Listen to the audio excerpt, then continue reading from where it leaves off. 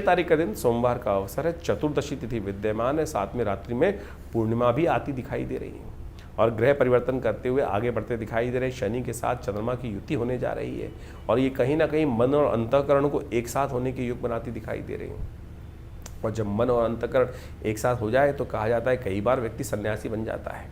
तो ध्यान रखिएगा, आपका मन कहीं ना कहीं थोड़ा सा आपको इस संसार से विरक्ति की तरफ ले जा सकता है। कोई छोटी बात दिल के अंदर तक गहरी कष्ट देने के योग बना सकती है और कहीं ना कहीं मन में थोड़ा सा संसार के प्रति विरक्ति की भावना उत्पन्न हो सकता है।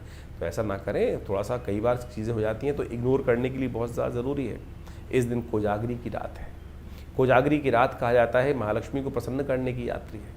इस दिन स्वास्थ्य को भी ठीक करने की रात्रि है, क्योंकि आपका शनि इन दिनों ठीक नहीं चल रहा है। तो आपको तो अवश्य थोड़ी देर चांद की रोशनी में बैठना चाहिए रात्रि में।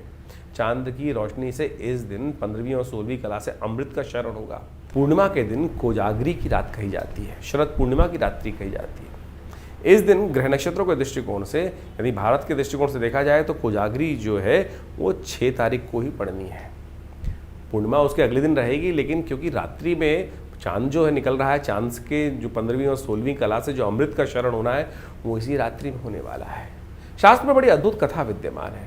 कहा जाता है कि एक दिन इस कोजागरी के दिन कोजागरी ये शब्द जो है वो बड़ा अद्भुत है, कौन जागता है। और कहा जाता है महालक्ष्मी और इंद्र जो हैं वो गज पे आरूढ़ होकर पूरे संसार में भ्रमण करते हैं और जो जागते हैं और उनके जीवन में भगवती महालक्ष्मी कृपा सुंदर प्राप्त कराने के योग बना देते हैं।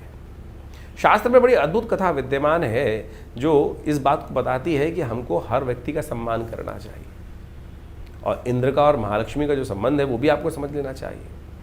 कहा जाता है कि एक बार ऋषि दुर्वासा किसी जंगल से जा रहे थे और वो साधना से अपने उठे थे।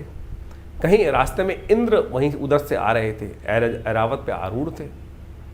दुर्वासा ने सामने देखा कि इंद्र आ रहे हैं तो उन्होंने इंद्र का सम्मान करते हुए जो वहीं वन के पुष्प थे उसकी बनी हुई माला इंद्र को अर्पित करी। इंद्र यानी देवताओं के राजा।